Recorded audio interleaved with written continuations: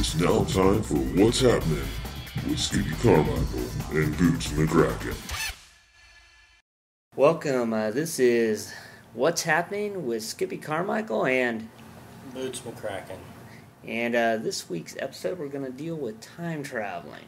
This episode is brought to you by Dr. Schmidt's Alien Be Gone. Boots, time traveling. It's a subject that's near and dear to your heart. So you have a lot of information. Can you go into what you know? I actually have proof that time travel is possible, and accumulated quite a bit of information on the subject over the years. I happen to be one of the greatest inventors of all time, and Wait. Okay, you're claiming to be one of the greatest inventors of all time. I've known you for a long time. I've never seen any of your inventions. well, actually, that's not true. You probably use a lot of my inventions every day. It happens to be intellectual property that was stolen from me by time travelers. All right. So can you just name one or two of these intellectual properties that you had that are now no longer yours? Well, take the theory of relativity.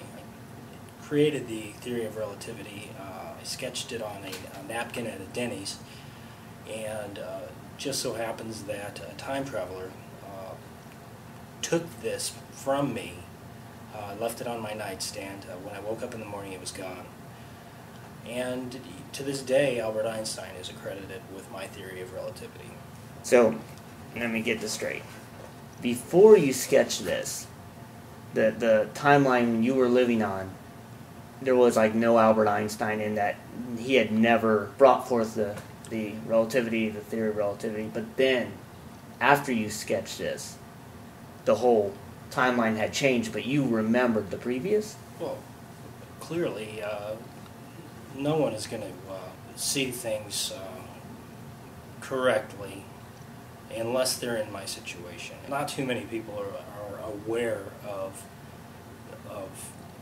the past unfolding the way that it does. The time travelers, they actually throw a glitch in the space-time continuum. The present ends up being perceived differently than it would be.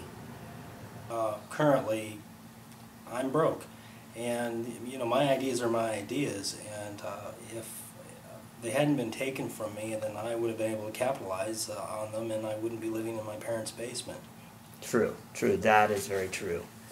Boots, this has been a fascinating interview, and I look forward to our next talk next week.